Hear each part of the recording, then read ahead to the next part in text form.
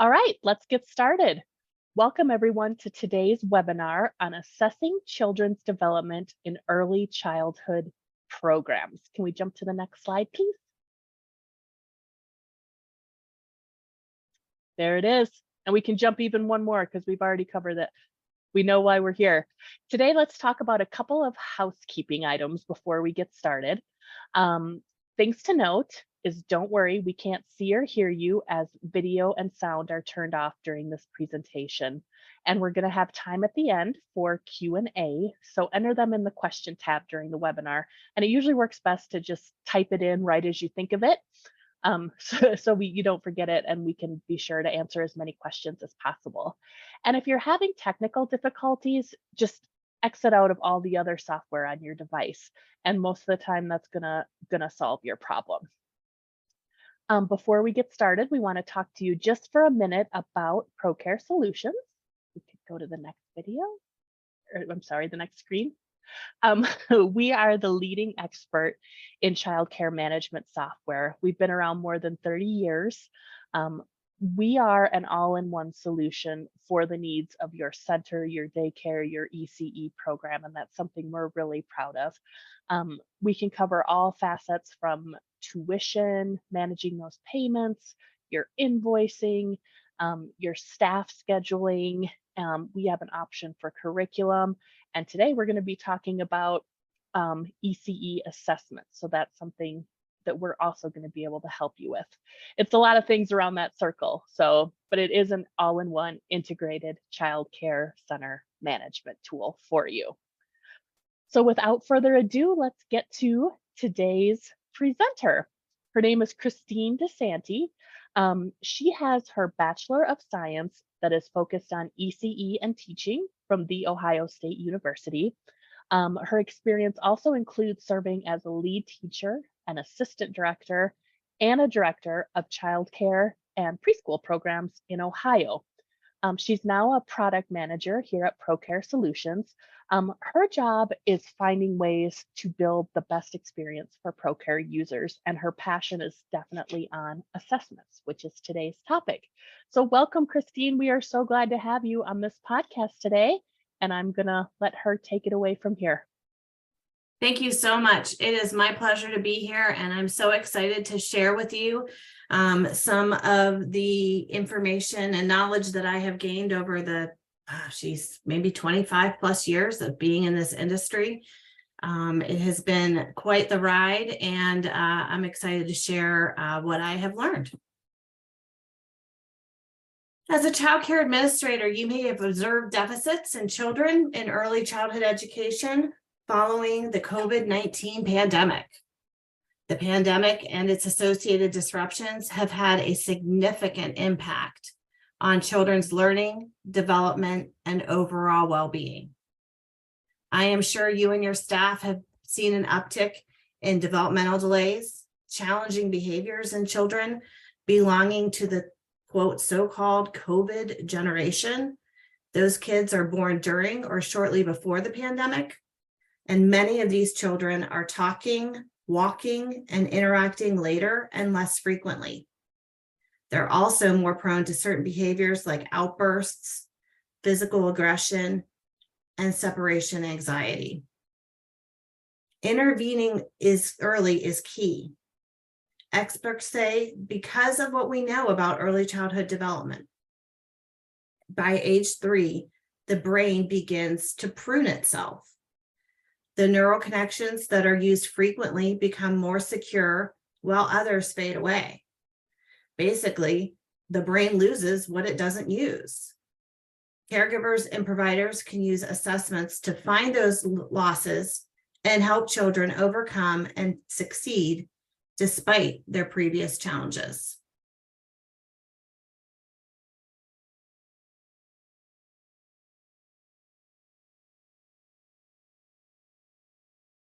During the first several years of life, the brain is extremely plastic.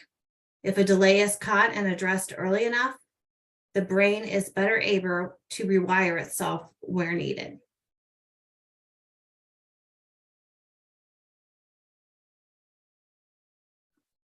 I'm probably looking at a different lens as a mother, but then I think also the pandemic exposed a lot.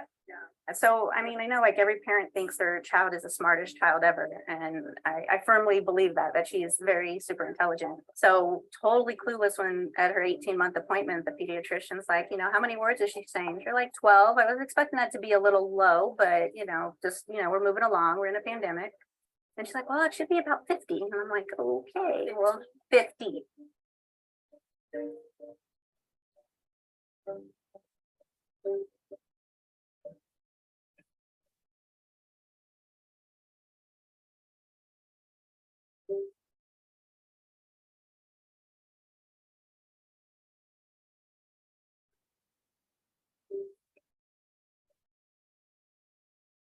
There's a positive pregnancy test.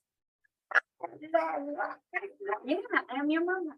One of the most important things for a child is a stable, nurturing environment.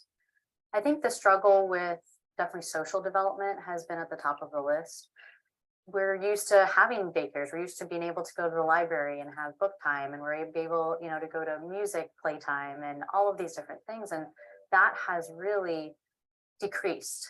And so when I ask parents about certain developmental milestones, there's a lot of questions. Like, I don't necessarily know because they haven't been around a lot of other toddlers or other infants. Being a first time mom, it's been important. It's been important. Hi. Giving me the tool not just to take care of her, but also to take care of myself. That's very important. Yep. So this is kind of what to expect. And like I said, this is the last visit with me. But that doesn't mean that you can't text me and you can't ask me questions. And if I see her on the schedule, I'm still gonna come in and say hi. So like dealing with mental health, trying to find care for that, either working or, being home, looking for work, trying to find your own housing, having enough to pay bills, rent. I mean, all this stuff is just compiled together for so many families.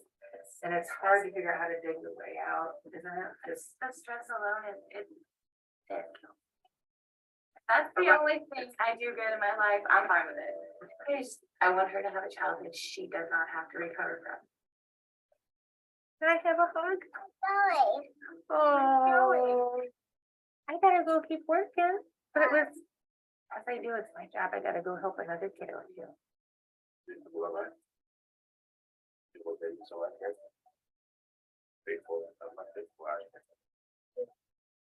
Thankfully, I am a mother of a child that needed that we needed to navigate through the system. But even then, it was hard. During the pandemic, it was so hard to get services, so hard to call people, so hard to. I mean, before you could just show up if you couldn't get through and say, "Hey, I need this." During the pandemic, where everything was to be done online half the time. I don't know how families who were affected by the digital divide were even able to get services, or if they got services. It's been a struggle. And I know that part of it too is her teacher, like teachers are coming and going from the schools. So there's no consistency.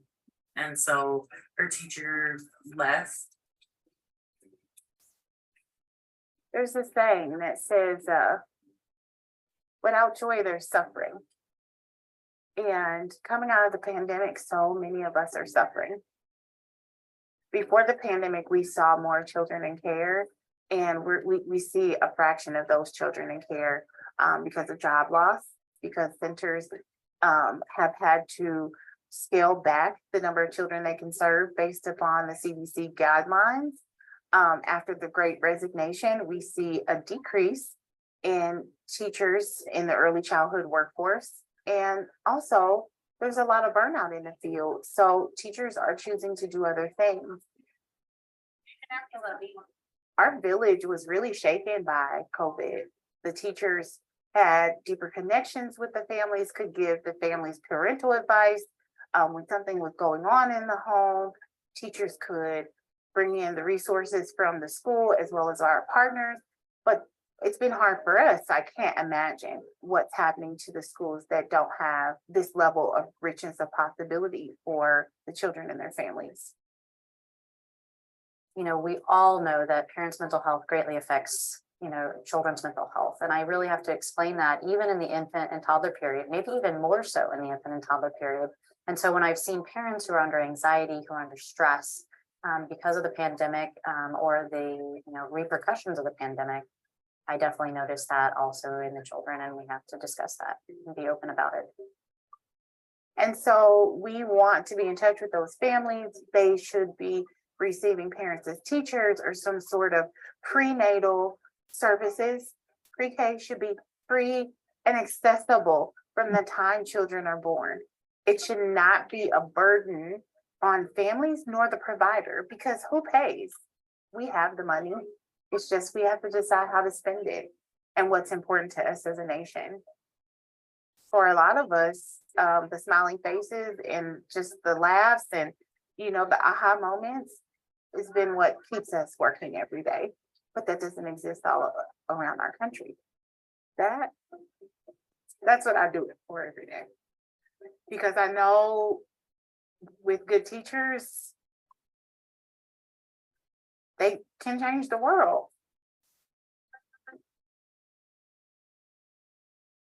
That last sentiment is so true. You guys, if you don't know this, if nobody has told you this today or recently, you all make a difference. You all are rock stars.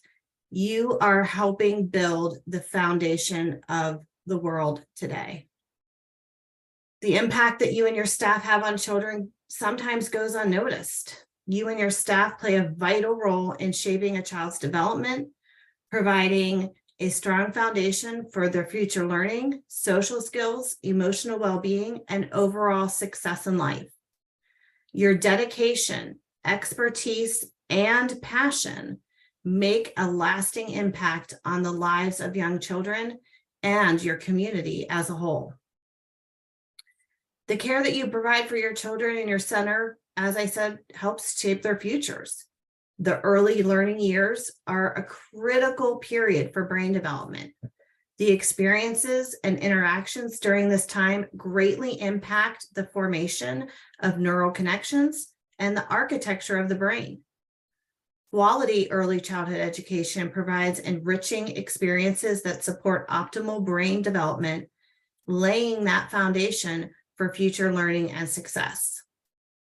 Early childhood education fosters essential skills and competencies that serve as a basis for later learning. It helps children develop language and communication skills, early literacy and numeracy skills, problem-solving abilities, and social emotional skills. These skills create a strong learning readiness that prepares children for academic success as they progress through school. Early childhood education promotes the development of social and emotional skills, including self-regulation, empathy, cooperation, and conflict resolution. These skills are vital for building positive relationships, managing emotions, and adapting to new environments. They contribute to the child's overall well-being and provide a solid foundation for healthy social interactions throughout their lives. Research consistently demonstrates the long-term benefits of quality early childhood education. Children who participate in high-quality programs are more likely to achieve better educational outcomes, including higher graduation rates, improved school performance, and increased college enrollment. They also demonstrate improved socioeconomic outcomes, reduced involvement in criminal activities, and higher earning potential in adulthood. Early childhood education plays a crucial role in narrowing the achievement gap between children from different socioeconomic backgrounds. It provides an equalizing platform where children, regardless of their background, can access quality education, support, and resources. By addressing disparities early on, it also helps mitigate the impact of social and economic disadvantages, promoting greater equity in education. And lastly, early education instills a love for learning and curiosity in children. It fosters a positive attitudes towards education and helps develop essential learning skills such as critical thinking, creativity, problem solving, and independent thinking. These qualities lay the groundwork for a lifelong love of learning and a mindset of continuous personal and academic growth.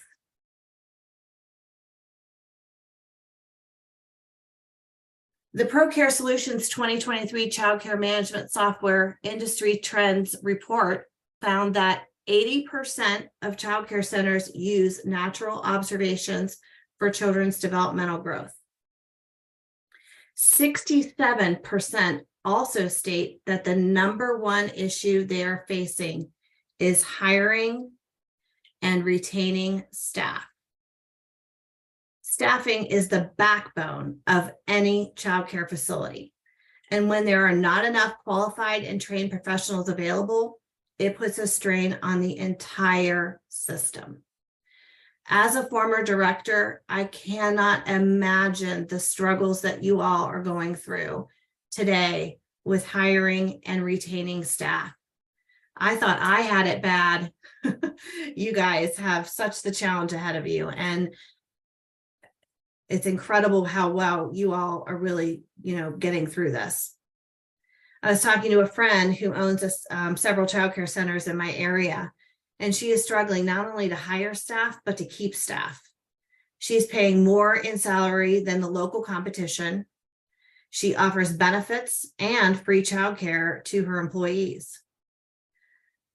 But when the local fast food chain next door offers a $1,500 hiring bonus, higher wages, or better benefits because it is a monster company, not only does her center suffer, but the working parents and the children of those parents suffer. When staffing is an issue, assessing routinely for the children in your care can be difficult. However, assessment is critical for the running of your business and the quality of care that you provide.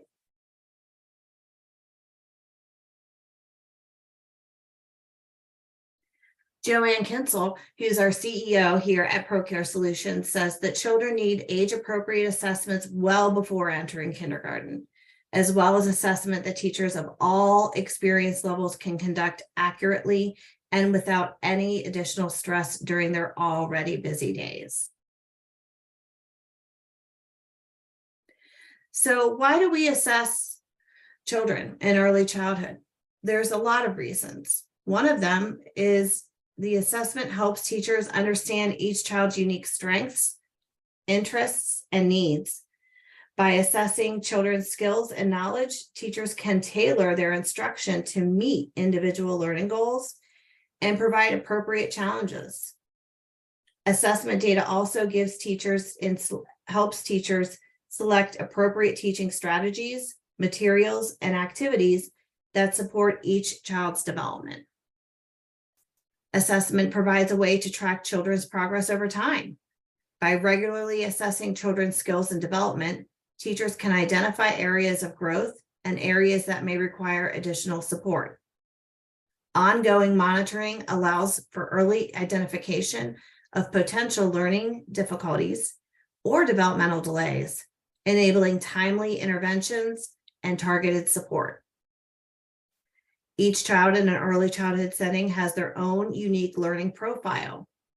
Assessments help identify the specific needs of each child and enables teachers to design individual learning experiences. By understanding children's strengths and challenges, teachers can tailor their instruction, provide appropriate scaffolding, and offer additional resources or support to optimize learning outcomes. Assessment is used to evaluate the effectiveness of early childhood education programs. It helps determine whether the program is meeting its intended goals and objectives. By analyzing assessment data at a program level, educators and administrators can make informed decisions about curriculum, teaching approaches, and resource allocation to improve program quality and outcomes. Assessment promotes family engagement and communication. Sharing assessment information with families allows parents and caregivers to understand their child's progress and actively participate in their educational journey.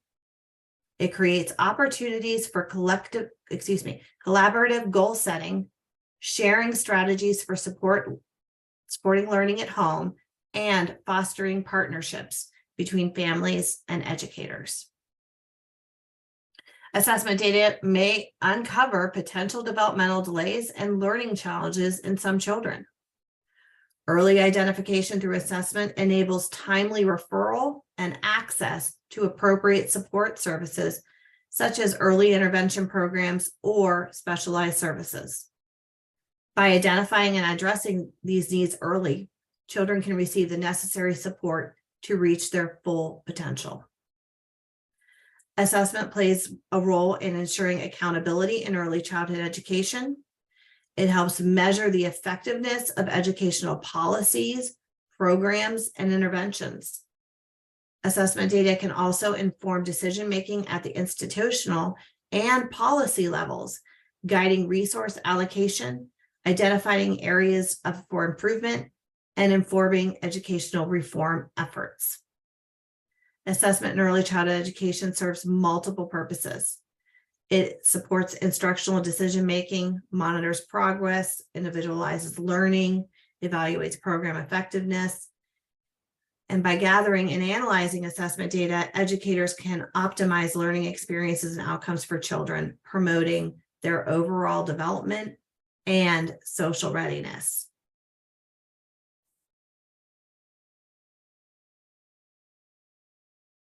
So what types of assessments are commonly used in early childhood? Observational assessments are the fundamental method for early childhood education. Teachers carefully watch and document children's behavior, interactions, and activities in natural settings. Observations can be done in various ways, such as structured observations with predetermined criteria or unstructured observations that allow for spontaneous documentation. By observing children in their everyday environment, teachers gain valuable insights into their interests, social interactions, problem-solving skills, and areas of growth. Documentation involves capturing and recording children's learning experiences through photographs, videos, audio recordings, and written descriptions. Documentation serves as a visual or written record of children's progress, achievements, and developmental milestones. It helps educators and families gain a deeper understanding of a child's learning journey, provides evidence of growth over time, and supports reflective practice and planning. Portfolios are a collection of children's work samples, photos, observations, and assessments. They showcase a child's progress, achievements, and learning experiences. Portfolios provide a comprehensive view of a child's development across various domains and can be a valuable tool for assessment and communication with families. They offer a tangible representation of a child's growth and serve as a collaborative tool for teachers and children and parents to track and celebrate learning progress. Formative assessment focuses on gathering information about children's learning and understanding throughout the learning process. It is an ongoing and continuous assessment approach that allows teachers to adjust instruction and provide immediate feedback to support learning. Formative assessment techniques in early childhood education can include questioning, class discussions, interactive activities, and informal assessments. It helps teachers identify individual strengths and challenges, monitor progress, and tailor the instruction to meet the needs of each child.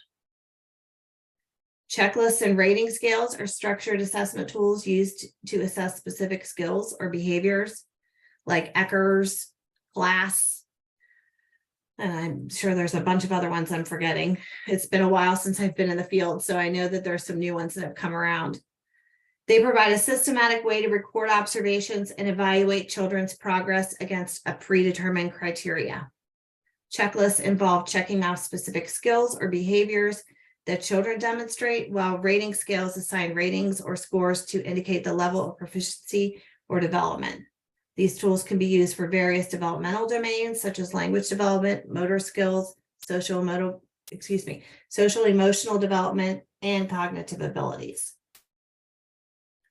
While not as commonly used in early childhood education, there are some standardized assessments that may be used for specific purposes, such as screening for developmental delays or assessing certain skills. These assessments are typically administered individually or in small groups and provide standardized scores for comparison. It is important to use standardized assessments cautiously and to ensure they are developmentally appropriate, valid, and reliable for the group age being assessed. It is worth noting that assessments in early childhood should be conducted in a developmentally appropriate and culturally sensitive manner. They should be embedded within the context of play-based learning, respect individual differences, and consider the unique characteristics and needs of young children. Assessment methods should align with the overall philosophy and goals of the early childhood education, focusing on holistic development and supporting children's growth and learning.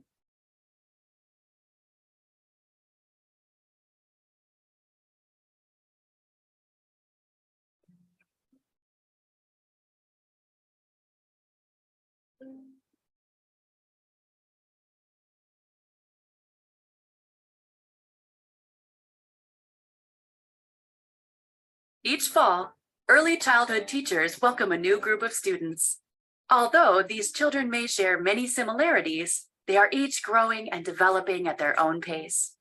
Young children can change and grow rapidly as they take in the world around them. This development is complex and differs by child.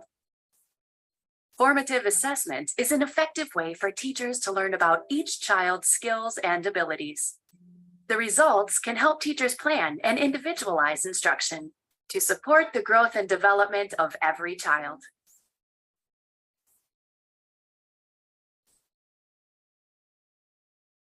Formative assessment is a process used by teachers to collect evidence of what a child knows and can do, so as to guide and tailor instruction and better support each child's learning and development. These assessments provide information at the start of school and throughout the year as children develop knowledge and skills. Formative assessments often take place during the regular course of instruction and in authentic settings. For example, teachers may observe students as they play and learn and document their activities, discoveries, behaviors, and needs, or collect samples of students' drawings or writing. Teachers can focus on one skill or on several aspects of children's development, from cognitive skills such as language, literacy, and math, to social and emotional skills, and children's approaches to learning.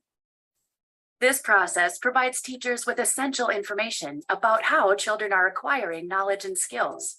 Teachers then reflect on the evidence and use it to plan and individualize instruction and curricula to children's learning processes, check students' understanding and gains, pinpoint and target learning gaps, and identify students who may need extra support or further testing.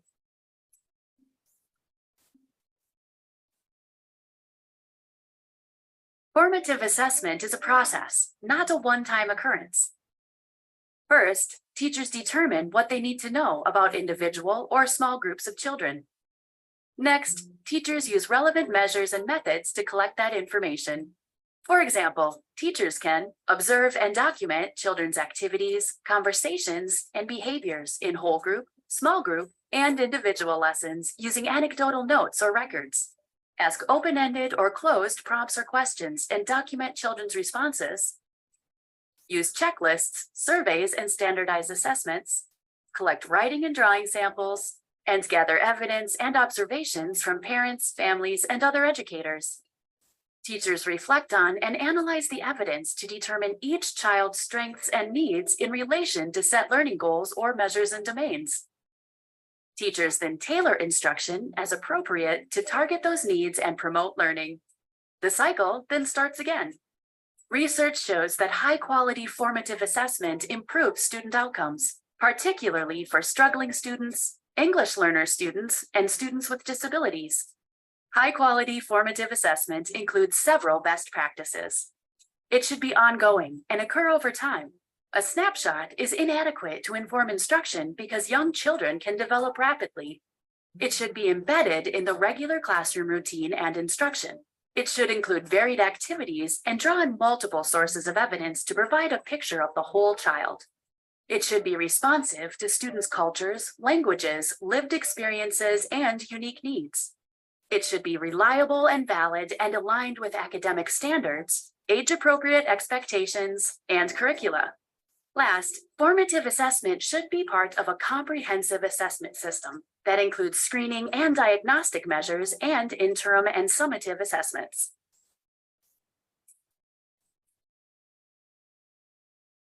Formative assessments can provide a wealth of information, not just for teachers, but for families and administrators. Over time, the information from formative assessments can provide a rich record of a child's progress and growth. Information about a child's strengths and areas for growth can be shared during parent conferences. Teachers can also share ideas for activities that parents can do at home to support their child's learning and development. School and district administrators can use long-term formative assessment data at the classroom or school level to align student needs with educator professional development and early learning programs. In summary, formative assessments can be a valuable instructional tool to help early childhood teachers better understand and support each child's development, learning, and growth. This video is funded by the U.S. Department of Education's Institute of Education Sciences, or IES, and was developed by the Regional Educational Laboratory, or REL Southwest. REL South. So assessments teach us a lot of stuff. They teach us, what children are learning, how they're learning, what have they mastered, personal skills and developmental needs, learning challenges, behavioral challenges. All of that is really important information that you're going to need to know in order to help that child progress in their early education journey. Centers do assessments for many reasons. Some we've already discussed. Centers that receive any type of government funding may be required to do assessments. It is very important that teachers are involving parents and caregivers in the assessment process. Some accreditations or state QIRS are requiring that in the child's assessment, there is a parental or caregiver input. Communication with parents is crucial, highly valuable, and beneficial. Parents and caregivers have unique insights into their child's development and learning. By involving them in the assessment process, educators gain a more comprehensive understanding of the child. Parents can provide valuable information about the child's strengths, interests, and developmental milestones that may not be apparent in the classroom setting.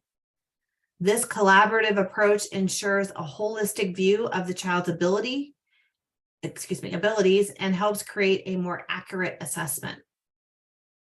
Involving parents and caregivers in the assessment process fosters a sense of shared responsibility for the child's education and development. When parents are actively engaged, they become partners in the learning journey. They are more likely to support and reinforce learning at home, collaborate with educators, and actively participate in the child's educational goals and progress. This partnership enhances the overall support system for the child and promotes a cohesive approach to their development.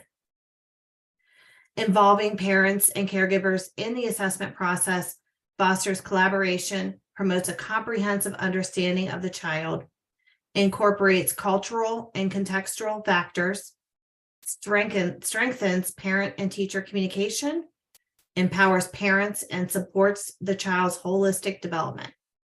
By engaging parents as partners in assessments, early childhood educators can create a more inclusive, supportive, and effective learning environment for children.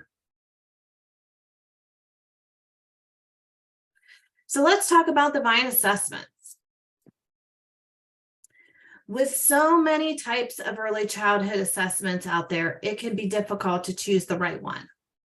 ProCare's online early childhood assessment are completely embedded within its engagement platform, making it easy for teachers to add observations as evidence to the indicators.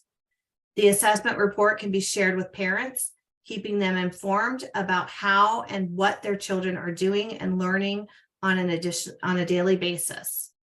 Additionally, because ProCare's assessment and digital portfolios are available to teachers online, gives the teachers easy access to the assessments, and that can aid in lesson planning. Informing instruction is a key purpose of assessment, which is robustly provided by the ProCare system. The Vine assessments are developmentally appropriate early childhood assessments. They're aligned with all 50 state standards. We have an integrated assessment framework that gives early childhood educators a clear way to articulate growth and development of the children in their care. And teachers, like I said, can use these results to prepare lesson plans and choose activities specifically for the children who have not yet scored as achieved. So here's a screenshot of what the Vine looks like through the web app. The Vine assessment is broken into 7 age categories, and when administered, will show a progression over time of the child's development. Here is what it would look like through the web app on a mobile device. You can see that the Vine assessment is exclusively available to ProCare customers as a part of our classroom management and engagement functionality. Teachers will be able to tie their lessons and observations directly to the appropriate Vine assessment indicator, all within the web-based software and the ProCare Childcare mobile app. Teachers through the web app can rate children's progress either on the domain level, subdomain level, or by each individual indicator. Coming soon, teachers will be able to rate children's progress within the ProCare mobile app. Very excited about that one.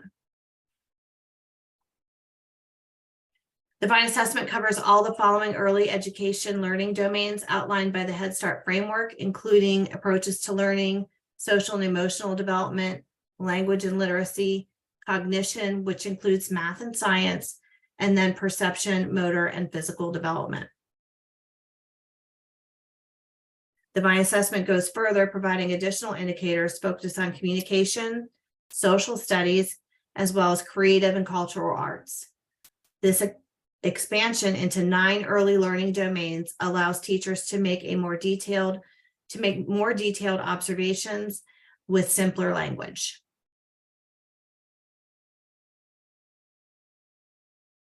Teachers are able to tie their lessons and observations directly to the appropriate Vine assessment indicator, all from within the web-based software and the ProCare Child Care mobile app. So here is with the observation tool in the classroom app. When in the mobile app under the observation activities, teachers can add milestones to an observation, which will then attach to the assessment on the web app, adding evidence to the assessment easy with just a few clicks. This is saving teachers valuable time and resources. Here's just a different view. You can filter your assessment for your age group. So if you're in the pre-kindergarten classroom, you can filter for the Vine assessment for that class, and you will only see the indicators for that specific age group.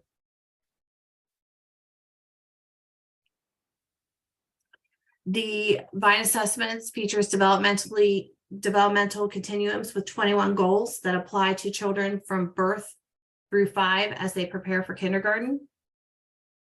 When it comes to early education and foundational learning, it's important to use an assessment framework that allows you to properly assess the growth and development of children in your care while communicating goals and milestones with your students' families.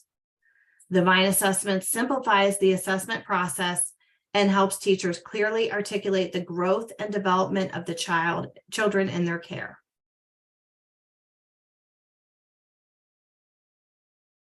The VINE assessments save time with preloaded assessment standard aligned to all 50 states, including those 21 developmental goals. They're easy to use for childhood staff to post observations with videos and evidentiary links to student goals.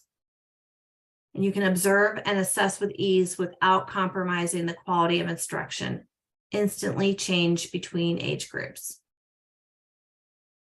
And it's time saving for teachers and educator owners.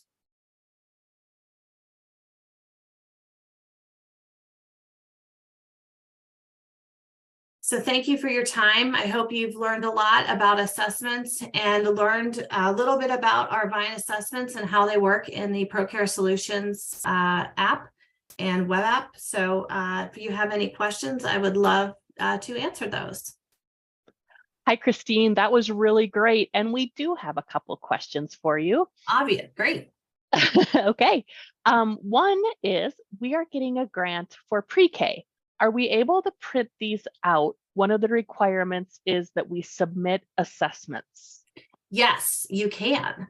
So once you have completed that assessment, there is a download to PDF button, and you can click that and it will download it to a PDF, and then you can share that with any type of requirements for grants, or and also share those with parents.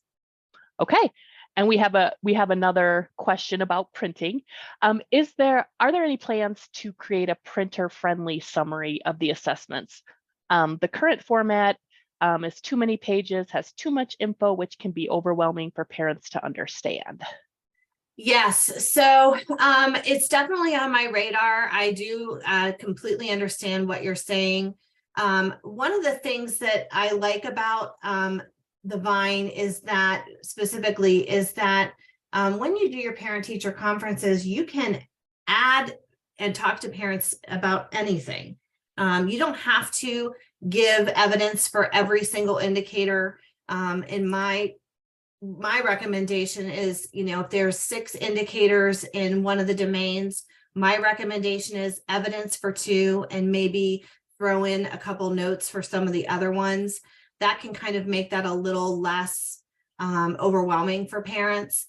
I would love to hear any feedback you have on what you would like to see, or is it that you want to be able to pick which parts of the assessment you want to share. So I'd love to, hear feedback. We have in the ProCare solution, you can do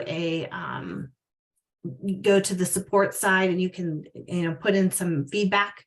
I'd love to hear any feedback you may have as we kind of determine how we're going to keep progressing with the VINE in the ProCare Solutions app. Okay, that is super good info. Another question, how do I link the photos to the VINE assessment? So you have 2 different ways to do that. You can either do that in the classroom app. So the teachers are working in the classroom and they go into their observation activity. And in that, you do have a button that says add milestones. And so you can click on that. You can filter for your specific classroom milestones or age group milestone, and then it will populate all the milestones for that specific age group. You can also, if you have done observations and you haven't tagged milestones, if you go to the web app and you are working in the assessments, there's a button that is underneath an indicator, and it will either say observations 1 or observations 2 if you've already added them, or if it says no observation, you can click on that button and it will pop up all of the observations for that specific child, and then you can add those that way. Okay. Will there be a link that we will receive for an assessment or grant? I'm assuming you mean a link for the presentation. I believe that you will get a recorded copy of the presentation. Oh yeah, everybody will get a link with an you can watch the on-demand webinar. So I hope that answers your question, Peggy. We have another question saying oops, sorry, I just lost it. I just lost it on our screen. 1 second. Is there an additional cost for this functionality? It is part of the essentials package. So if you have family engagement for your desktop, or if you use ProCare Online, it is a part of your package. There's no additional charge. Okay. One more question. I'm not sure. Is there a parent-teacher conference form on ProCare? We currently use our own form. Is that We something do you want the not. answers to? Okay. Yeah, that is a great question. We do not currently have one. I have in my queue of kind of ideas of things is to provide one. So that is something that I'm thinking about. So yeah. Oh, very cool. You guys got a little inside scoop on what might be coming got a out lot. or something to look for. Yep, absolutely. I mean, as I said earlier, I think, you know, my passion is assessment, lesson planning, and that kind of thing. You know, I did it for a long time as a teacher, and, you know, certainly as a director administrator. And so I have a lot of ideas. So we'll just see how many I can get done. So Christine, back when you were a teacher and a director, what are your thoughts on why it seems like assessments are something that people think of as only for K through 12 and not really for ECE, or it doesn't come top to mind? I think that could be because, honestly, I mean, teachers are really busy, and you know, they have so much on their plate.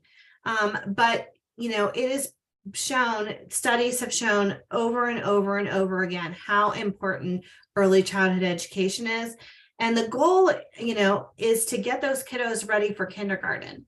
When I started teaching, the kids were learning typical kindergarten things. When I was done teaching and was now an administrator, we were expected for our preschoolers to learn things that first and second graders were learning. That's crazy. Oh, wow. But given, you know, if you do assessments early and often, you're going to be able to help that child be successful, not only in your program, but moving forward in their educational journey. Yeah, and to identify where they might need extra help, right? Absolutely. Absolutely. And having that assessment is a really good way to start that conversation with parents. You know, it's never easy when you have a child that may need additional services to have that conversation with parents. If you have data driven by an assessment to show them and to be able to say, you know, this is, you know, this child, you know, with these indicators should be, you know, at achieved or nearly there, and they are with help, or, you know, I wasn't able to score it because I wasn't able to observe that. Having that as kind of backup when you're going to have those really difficult conversations with parents is really a great thing to have. Oh yeah, to be able to present that data and say, look, we are paying attention. And and as far as like maybe setting your program up as we are early childhood education, we are providing these services to you that are preparing your student for kindergarten. That's, I mean, it's great marketing too, right? Absolutely, for sure.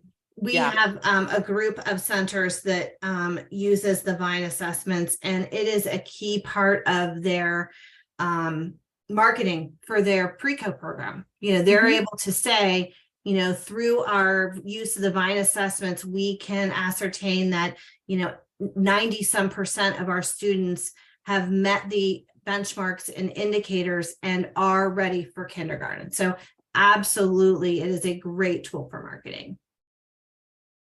Very cool. Well, we are getting to the end of our questions.